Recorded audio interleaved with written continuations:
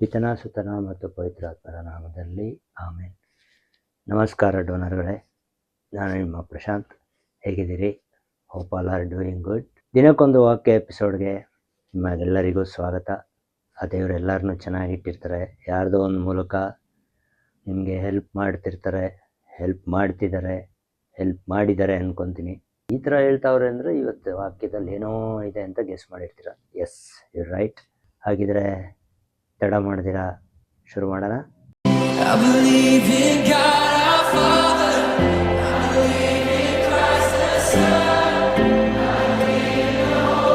ಇವತ್ತಿನ ವಾಕ್ಯ 1 ಅರಸರುಗಳು 17ನೇ ಅಧ್ಯಾಯ 12ನೇ ವಚನ.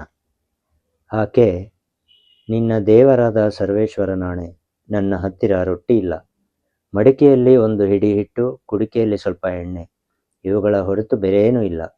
ಈಗ ಸೌದೆ ಆಯ್ದುಕೊಂಡು ಹೋಗಿ ನನಗೂ ನನ್ನ ಮಗನಿಗೂ ರೊಟ್ಟಿ ಮಾಡುತ್ತೇನೆ. ಅದನ್ನು ತಿಂದ ಮೇಲೆ ನಾವು ಸಾಯಬೇಕೇ ಹೊರತು ಬೇರೆ ಗತಿ ಇಲ್ಲ ಎಂದು ಉತ್ತರ ಕೊಟ್ಟಳು. ಯಾರು ಉತ್ತರ ಕೊಟ್ಟಳು ಅಂತ ಕನ್ಫ್ಯೂಸ್ ಆಗ್ತಿದೆಯಾ? ಡೋಂಟ್ ವರಿ, ಹೇಳ್ತೀನಿ. ಇದು ಒಬ್ಬ ಪ್ರವಾದಿ ಎಲಿಯಾ ಅಂತ ಇರ್ತಾನೆ. ಅವನ ದೇವರು ಒಂದು ಊರಿಗೆ ಒಂದಷ್ಟು ಜನಕ್ಕೆ ಹೆಲ್ಪ್ ಮಾಡೋಕ್ಕೆ ಕಳಿಸಿರ್ತಾರೆ. ಒಂಥರ ಬೇರೆಯವ್ರ ಲೈಫ್ಗೆ ಅವರು ಗಾರ್ಡಿಯನ್ ಏಂಜಲ್ ಅಂತ ಹೇಳ್ಬೋದು. ಹಾಗೆ ಈ ಲೇಡಿಗೆ ಬಡತನ ಎಷ್ಟು ಕಿತ್ತು ತಿಂತಾ ಇರ್ತದಂದರೆ, ಹಿಟ್ಟಲ್ಲಿ ರೊಟ್ಟಿ ಮಾಡಿ ಅದನ್ನು ಅವ್ರ ಮಗಳಿಗೆ ಕೊಟ್ಟು ಅದರಲ್ಲಿ ವಿಷ ಹಾಕಿ ಸತ್ತೋಗ್ಬಿಡೋಣ ಅಂತ ಡಿಸೈಡ್ ಮಾಡಿರ್ತಾಳೆ.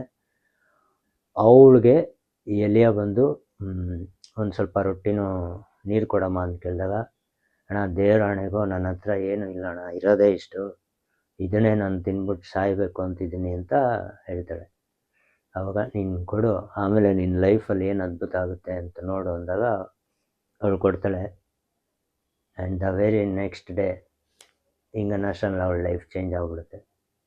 ಅವಳ ಹತ್ರ ಏನಿದೆ ಅಂದರೆ ಆ ಹಿಟ್ಟು, ಆ ಎಣ್ಣೆನೇ, ಅದನ್ನು ದುಪ್ಪಟ್ಟು ಮಾಡಿ ಒಂದು ಹೇಳ್ತಾರೆ, ಆ ದೇವರೇ ಹೇಳೋವರೆಗೂ ನಿನ್ನ ಹತ್ರ ಈ ರೊಟ್ಟಿನೂ ಈ ಎಣ್ಣೆ ಖಾಲಿ ಆಗೋಲ್ಲ ಅಂತ. ಡೋನರ್ಗಳೇ, ಇದರಿಂದ ಏನು ಅರ್ಥ ಆಗುತ್ತೆ ಅಂದರೆ, ನಿಮ್ಮ ಜೀವನದಲ್ಲಿ ಈ ಥರ ಎಷ್ಟೋ ಗಾರ್ಡಿಯನ್ ಏಂಜಲ್ಗಳು ಬಂದೋಗಿರ್ತಾರೆ. ಇನ್ಫ್ಯಾಕ್ಟ್ ಬಂದಿದ್ದಾರೆ. ಏನಾಗುತ್ತೆ ಅಂದರೆ, ನಾವು ಅವ್ರನ್ನ ಕಣ್ಬಿಟ್ಟು ನೋಡಿರಲ್ಲ.